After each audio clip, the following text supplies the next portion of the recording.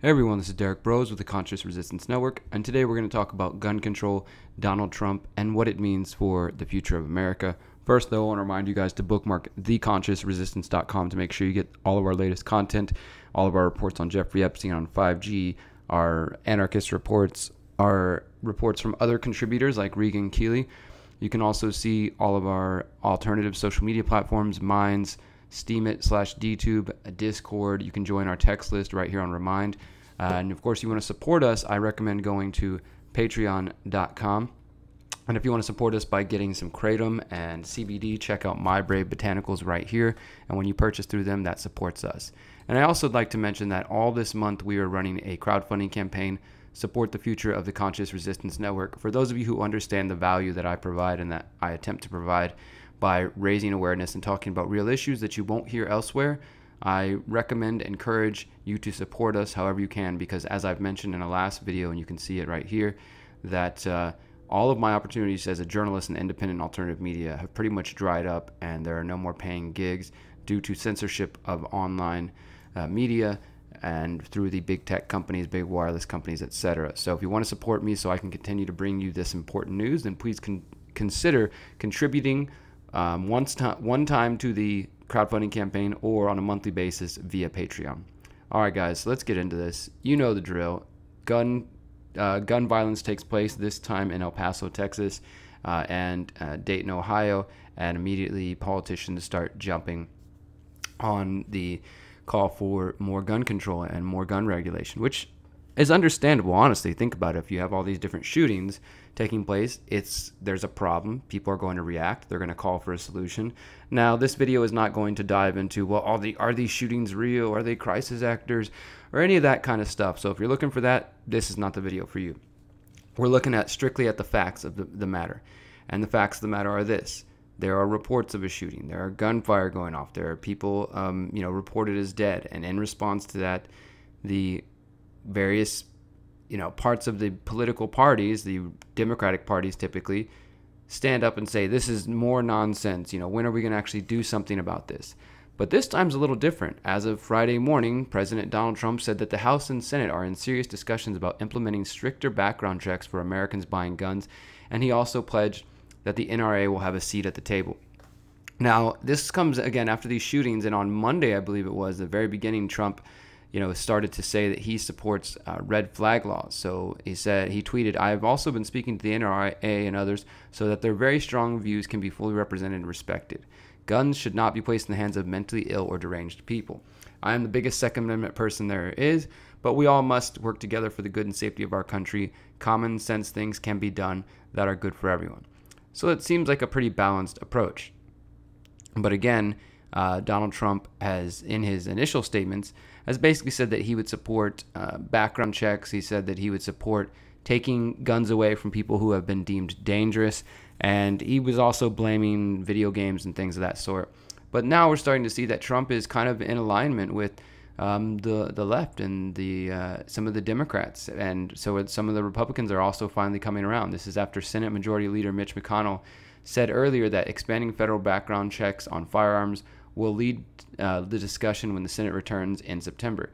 He also said that the Senate will focus on so-called red flag laws, which allow law enforcement, family members, or other close relatives to have courts temporarily, or sometimes permanently, take away guns from people who found to pose a risk to themselves or others.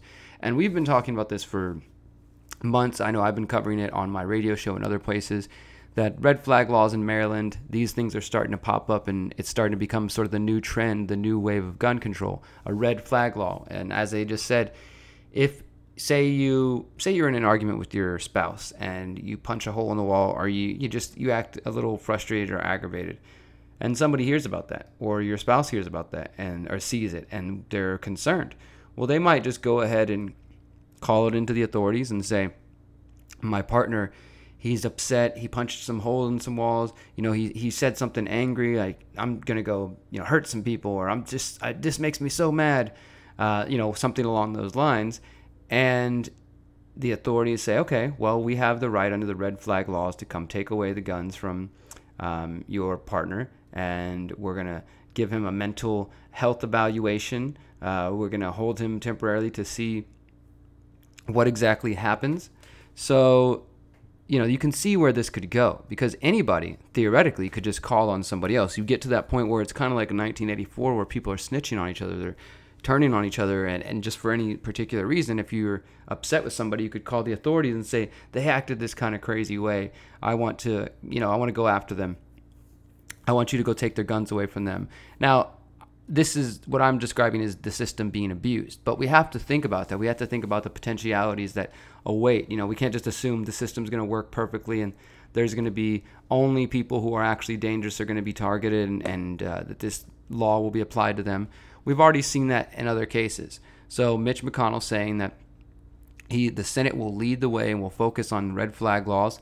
Staff level discussions on gun control will continue while the lawmakers in both Senate and House are out of town. Speaker of the House, Nancy Pelosi, sent a letter to Donald Trump asking him to use the constitutional authority to call the Senate back to Washington to consider background check legislation. She said acts of terrorism through white supremacy and gun violence are an assault on the domestic tranquility enshrined in the preamble of the U.S. Constitution.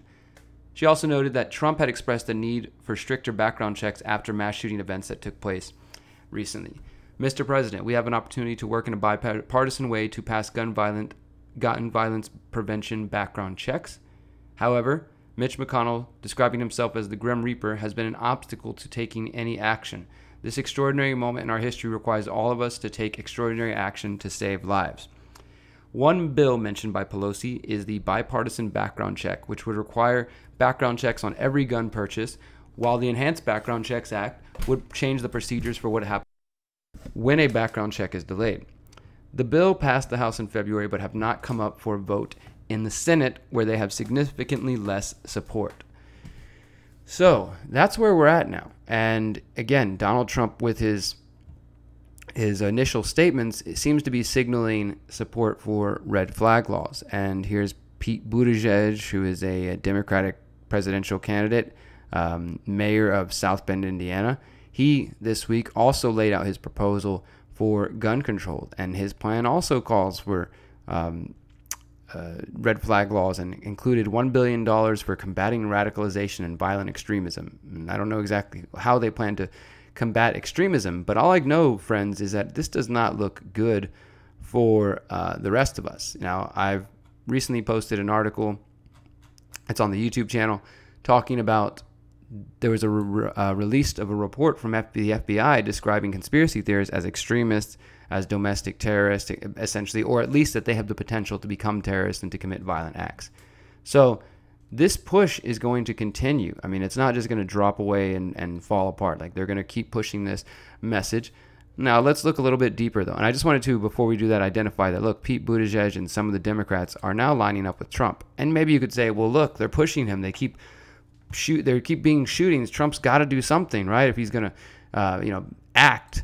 But I know a lot of you right-wingers who support Trump are all about your guns, which, again, everybody should be in support of gun ownership and self-defense, whether or not you're an NRA person, because honestly, the NRA is like the faux gun movement. I don't think they really actually represent most gun owners, but these organizations and these individuals are now coming together, and there's this sort of coalescing of left and right and different organizations coming together, saying that the answer is red flag laws. And this is from the Texas Tribune. President Trump is talking about red flag laws. Texas lawmakers have blocked those bills in the past. It says the president and Congress are discussing laws blocking access to firearms for people considered an imminent threat. But here in Texas, bills that would do that have made little traction, and I'm glad to hear that. So again, this is just the push for red flag laws. Trump says, this is why I have called for red flag laws, also known as extreme risk protection orders. So, he's pushing for them. And thankfully, Texas governor out here is right on one thing and is at least not supporting that. Then you have this opinion piece from The Hill written by Maria Cardona, principal at the Dewey Square Group, a Democratic strategist and CNN political commentator, saying that guns, Trump, and the nation are at a crossroads. Then we have this one. In defense of red flag laws, red flag gun laws are constitutional and sensible, according to Andrew McCarthy of the National Review Institute, contributing editor at National Review and a Fox News contributor. He thinks they're sensible. Then we have this one from USA Today, which is another opinion piece, but this is over a year old, and this is why I think it's interesting to see how, it's switching. The gears are switching in a new direction. Kafkaesque red flag laws strip gun owners of their constitutional rights. And this one is being written by Michael Hammond of the Legislative Council for Gun Owners of America, a pro-gun organization. And he says, 6 states have enacted these laws. At their core, they allow the police to convene a Kafkaesque secret proceeding in which an American can be stripped of his or her gun rights and Fourth Amendment rights, even though gun owners are barred from participating in the hearings or arguing their side of the dispute. So there you go again. Somebody could just call in on you and claim one thing or the other, and you really have no recourse to defend yourself and to stand up to protect yourself from invasion of your home or theft of your property. The first thing gun owners learn is when police knock on the door, ready to ransack their house, and if they resist, to arrest or even shoot them and their family. And I don't think that's a far off, a situation that it could be a reality. The standard is not whether there is a probable cause to believe that the gun owner has committed a crime, as the Constitution would seem to require. Rather, the standard is some subjective determination about whether the owner represents some danger. And he talks about Minority Report, of course, pre-crime. After a fixed period of time, say 21 days, the gun owner can ask for a court hearing to restore his or her constitutional rights. But guess what? Few gun owners have the sophistication or the thousands of dollars it would take to hire a lawyer and expert witnesses. And few courts would be willing to second-guess themselves and reverse the gun confiscation order which has been issued. In fact, hundreds of thousands of veterans have lost their gun rights without due process pursuant to a comparable procedure, and recent revelations from the VA suggest that fewer than 50 have successfully invoked this process to get their rights back. And there's a larger issue. If the Constitution could be suspended in a secret hearing, where does this lead? What if this newspaper could be shut down for 21 days without due process based on a secret complaint? Or an individual could be arrested or imprisoned for 21 days, or tortured? Far from being a consensus proposal, the suspension of the Constitution in a secret hearing is a constitutional Rubicon from which there is no return. Pretty interesting stuff, guys. And the last thing I'm going to leave you with is this from the 10th Amendment Center, my buddy Michael Bolden, who I recommend either listening or watching his short report called Red Flag, Oppose a Disease at its Beginning. He says, with the idea of federal red flag laws passing, gaining support in D.C., we're told that this would only be for the most dangerous people. But from the income tax to the Patriot Act, when we're told they'll use a new power for always, start small, eventually being used against everyone. John Dickinson, the penman of the American Revolution, warned us to, quote, oppose a disease at its beginning. So, the disease is red flag laws. You don't have to be some kind of crazy NRA like gun extremist to recognize that the government, the federal government, the U.S. government, and other governments, the state in general, will always conspire to take more and more power and to remove that power out of the hands of the people. And we know that historically states want to disarm the citizenry and keep them from being able to defend themselves in any possible way. So, all I'm saying is your boy Trump seems to be coming for your guns, and you can send me some hate comments if you like. You can have cognitive dissonance and ignore the reality. But don't forget, he also did the bump stock ban a while back, and I don't know. I'm not again all into the gun movement per se, but for those of you who are concerned about that and who support Trump, are you willing to question this? Are you willing to call him out for this? Because I don't know if he's still on your team. I don't know if he's still fighting for you and your rights, constitutional rights to bear arms. They're pushing more and more that this is just supposed to be the militia, and that red flag laws need to take place. And they're seeing this as the compromise, right? We're not going to take away guns from lawful, good Americans, but we'll pass a red flag law that basically says that anybody could snitch on you and claim one thing or the other, and that can lead to the theft of your guns and the invasion of your property and your home. And I don't know, what's the major difference? Whether they take them away from all of us, or they create a law that allows people to snitch on each other and to take them away at a whim. What's the major difference? I don't know. You guys have to ask yourself that. But Until next time, guys, please continue to dig into this. Check out our website, get more content, and please do, if you have a moment, if you have $5, $1, whatever, contribute to the Support the Future of the Conscious Resistance Network Fund. We're doing this for 20 more days, and I'm going to continue crowdfunding because if you want me to stick around and keep doing YouTube videos and writing articles and doing reports, I'm going to need your help. And that's fine if it doesn't work out. That, to me, will just mean the market signaling that they're not interested. You guys aren't interested in maintaining my work. And I'll have to figure out what else I'm going to do. But if you do support my work and want to help me continue going and take things to the next level, then please consider supporting us on fundraiser.com/theconsciousresistance. And until next time, guys, remember, you are powerful, you are beautiful, and you are free. Peace.